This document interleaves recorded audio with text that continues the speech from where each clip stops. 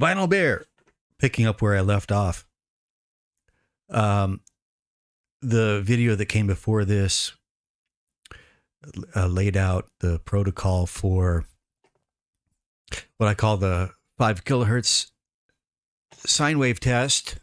Okay. And this is a protocol that I designed to not eliminate aliasing distortion, but to mitigate it. All right. I consider it a sort of a best practices protocol. For me, maybe for you, you decide. Okay. Oversampling. We still want to use oversampling when and where we can as CPU load permits. And I want to add one thing. Okay. There is a case to be made. Well, if your CPU can't handle all the oversampling, switch it off while you mix and then switch it back on when you mix down. Well, the problem with that is that if you've got these saturator compressor plugins, whatnot, that are generating the aliasing distortion while you're mixing, it's going to influence your mixing decisions. And, you probably don't want that. Okay, so this is just a way to sort of take care of the aliasing distortion problem where it begins. And I do also want to add that, I'm going to show you here another couple of instances where, there's with these Airwindows tools, especially, there's a fine line where the aliasing distortion spikes with the 5K sine wave test when they just suddenly shoot up and they appear. Very, very often you cross that line, the spikes shoot up. You go back down below that line, the spikes disappear. There's no discernible difference between the two. Your ears can't tell the difference, right? So you are kind of like, to a certain degree, you're reining in what the plugin can bring to the table. And that's a limitation that you're working within, but there's actually something to be said for that. Anyway, I digress. I'm going to be, full disclosure, I'm going to be using some AI generated script just to keep myself from meandering, which I tend to do, and to keep this video on the short side. So let's get into it. Here's my 5 kilohertz sine wave being run through my mastering chain. This is the mix wave up here. And as you can see, I've got my fundamental at 5 kilohertz, and I've got not large, but healthy spike at 15K. That is a clean multiple of 5. Okay, that's a good saturation spike right there. I've got most of my chain switched off. You see this shagginess down here, this shaggy floor? That's not, I don't have that pulled up. Let me pull it up real quick. That is Neverland. It's a Neve saturation from the Airwindows consolidated kit. Watch what happens when I bypass it. That floor goes away. That's the Neve saturation floor. It's nice. It's good. So I'm going to leave it at that for now. And I'm going to focus on Airwindows Spiral2 and Airwindows Density. First off, what do these do? What do these bring to the table? All right, so here's where I pull up my script. Okay, entering AI script. Okay, saturation profile, Spiral2 versus Density. Well, both plugins are designed to add weight and... Wait a minute, is this the one? Okay, the comparison, color versus weight, Spiral2 and Density. All right, now that we've audited our chain for aliasing, this is the script, okay?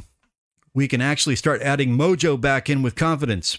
I'm looking at 2 specific tools from the Airwindows toolkit that handle saturation with a level of integrity you rarely find in free plugins. you rarely find in free plugins. Actually, I don't know how true that is, but it's true for Airwindows for these two. Spiral2 and Density. It's easy to think of these two as different ways to prime your canvas. We're using a painting metaphor here. Think of audio mixing and mastering, engineering, production as painting. Two different ways to prime your canvas. Spiral2 is your color brush. It uses a nuanced spiral-shaped transfer function to model a tube-like saturation that rounds off peaks with an infinite curve. It's about adding three-dimensional depth and a specific harmonic sheen, essentially making the paint look more vibrant and expensive. Density, that's this one here, on the other hand, is about weight. It isn't trying to change the color so much as it's trying to make the paint thicker and more solid. It uses a unique vibe algorithm that acts like a natural nonlinear compressor. Pulling up nonlinear compressor, that's kind of a tautology, redundancy. Anyway, pulling up low-level detail and filling in the gaps of the signal, excuse me. If you have a sound that feels thin or ghostly in the mix, Density anchors it to the floor. Where Spiral2 provides the shape and the glow, Density provides the physical mass needed to make a sound feel present and permanent. All right. Let me see. Yeah, so just a little, the language is a little bit technical, but it gives you the gist of what these are supposed to do. Now, for these two, the key parameters are for Spiral2, it's input, and for Density, it's density. So, just picking up from where the last video left off, on Spiral2, watch what happens when I start to crank input. Okay, all boats are rising with the tide a little bit. And then boom, here come the spikes.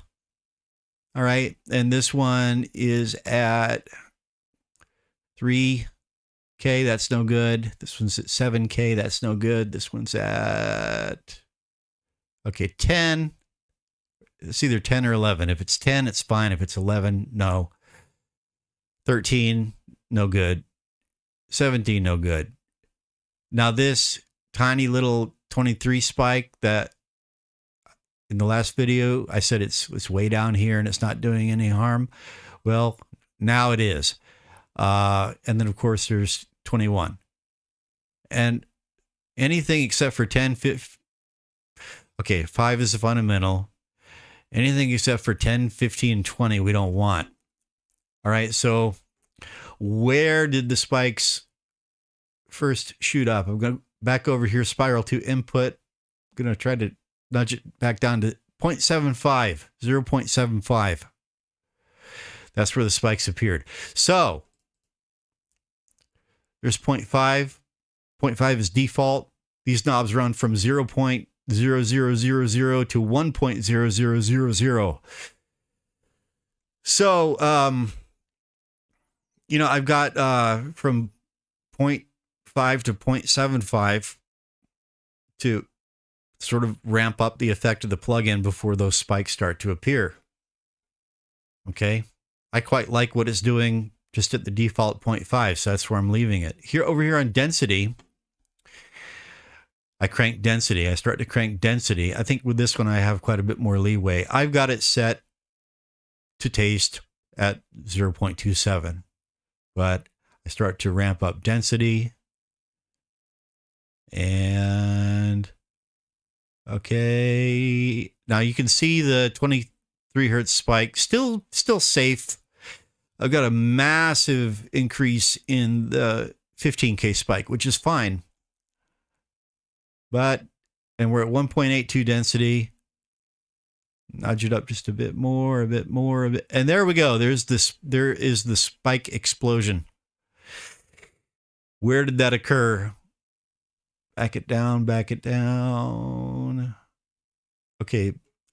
2.17, holding shift down while I mouse up.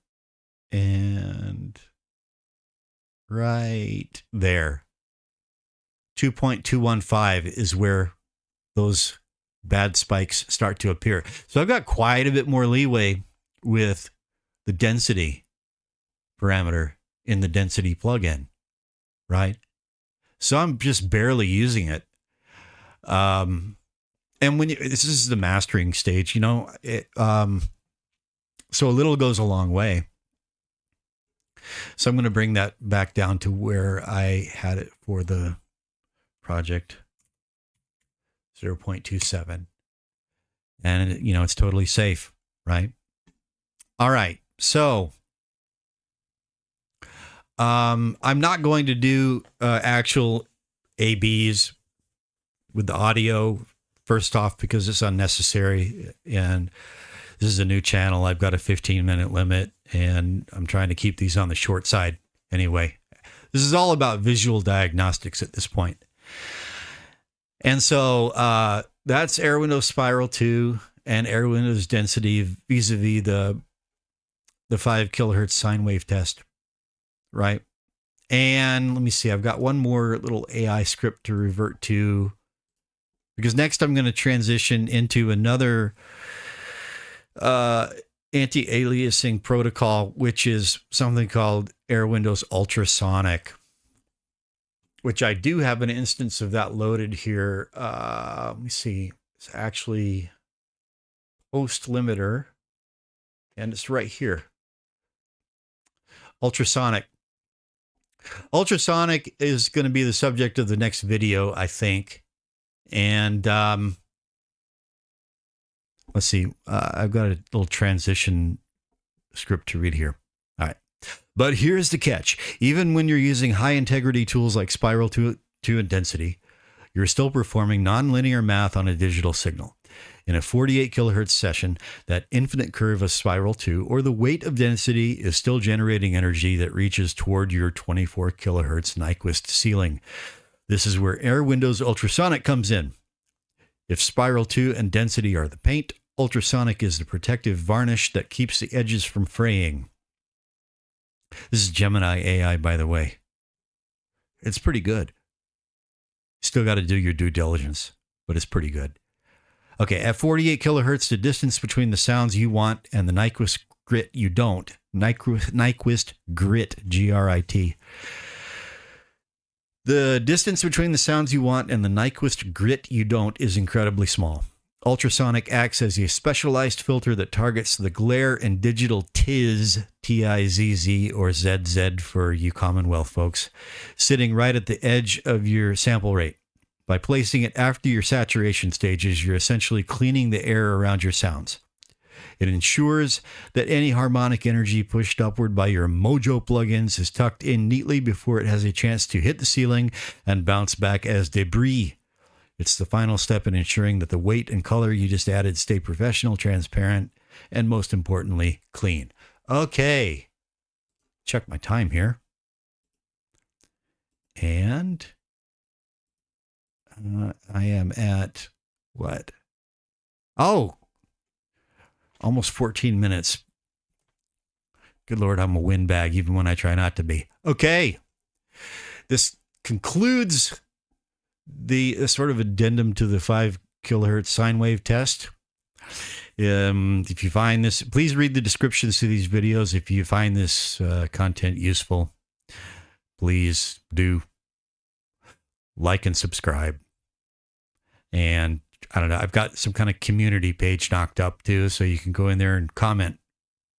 You can troll and shit post. I don't care. All right. Vinyl Bear from Vinyl Bear Studio here in lovely scenic Paju City, South Korea. Over and out.